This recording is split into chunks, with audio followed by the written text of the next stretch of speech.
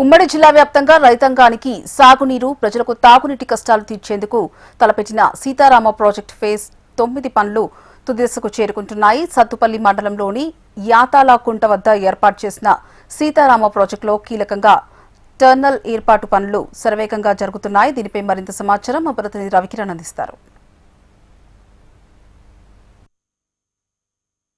జిల్లాను ఉమ్మడి ఖమ్మం జిల్లా వ్యాప్తంగా పారించేందుకు సీతారామ ప్రాజెక్టు ఏదైతే ఏర్పాటు చేశారో ప్రాజెక్టులో భాగంగా 9th ఫేజ్లో యాతాలకుంట టర్నెల్ అనేది ప్రధానంగా కనపడుతుంది. అత్యాధునిక సాంకేతికతో ప్రజ్ఞానంతో ఈ టర్నెల్ని ఏర్పాటు చేయడం జరిగింది. దాదాపు సీతారామ ప్రాజెక్టుకు సంబంధించి 13,000 కోట్ల రూపాయలు దీనికే ఖర్చు చేసినట్టుగా తెలుస్తుంది.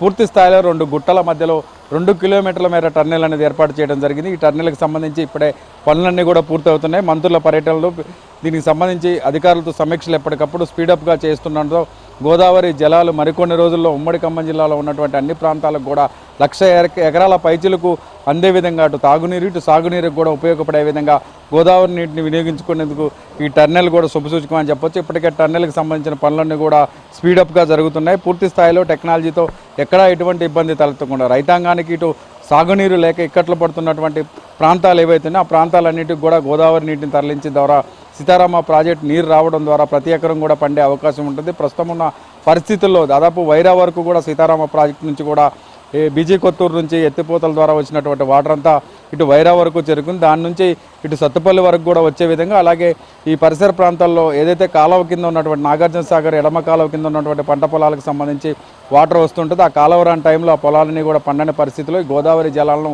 ఈ ప్రాంతానికి తరలించడం ద్వారా పూర్తి స్థాయిలో అందరికి కూడా సాగు వచ్చే విధంగా అన్ని రకాల ఏర్పాట్లు అయితే పూర్తి స్థాయిలో జరుగుతున్నాయి. సీతారామ ప్రాజెక్టు ఫేజ్ 9కి సంబంధించి పూర్తి స్థాయిలో అయితే వర్క్స్ అన్ని కూడా స్పీడప్గా జరుగుతున్నాయి. ఇప్పటికే మంత్రులు కావచ్చు, ఇటు జిల్లాకు సంబంధించినటువంటి డిప్యూటీ సీఎం మల్లుబట్టి విక్రమార్క కావచ్చు, పొంగులేటి శ్రీనివాసరెడ్డి కావచ్చు, తుమ్మల నాగేశ్వరరావు కావచ్చు, అనునిత్యం కూడా యాతాలకుంట టర్నెల్ను ఇప్పటికే పలుమార్లు పరిశీలించి సమీక్షలు కూడా చేసిన పరిస్థితి. ఇప్పటికే దీనికి సంబంధించి ఉన్నటువంటి అధికారులు ఎవరైతే ఉన్నారో పూర్తి స్థాయిలో దీని మీద నిమగ్నం కావడంతో త్వరిగతిన అయితే పనులు కొనసాగుతున్నాయి. గత ప్రభుత్వ హయాంలో సీతారామ ప్రాజెక్టు ద్వారా కొంతమేర పనులైనప్పటికీ కూడా గత 2.5 నెలల్లో పూర్తి స్థాయిలో సీతారామ ప్రాజెక్టుకి సంబంధించి ఎత్తిపోతల ద్వారా పూర్తి స్థాయిలో అయితే అన్ని చోట్ల కూడా ల్యాండ్ కన్వర్షన్స్ కావడం, ఆ తర్వాత ల్యాండ్ ఇచ్చిన రైతులకు కూడా రుణపడి ఉంటామని అధికారులు చెప్పడం, ప్రభుత్వం చెప్పడం, దాని తర్వాత స్పీడప్గా పనులన్నీ కూడా జరుగుతున్నాయి. ప్రస్తుతం యాతాలకుంట టర్నెల్ దగ్గర ఉన్నాం. ఈ టర్నెల్ పూర్తి స్థాయిలో అయినట్టయితే ఇటు సత్తుపల్లి నియోజకవర్గానికి సంబంధించినటువంటి రైతులకైతే పూర్తి స్థాయిలో తాగునీరు అందే అవకాశాలు అయితే కనపడుతుంది. ఇప్పుడే దీనికి సంబంధించి మంత్రుల పర్యటన తర్వాత పూర్తి స్థాయిలో కూడా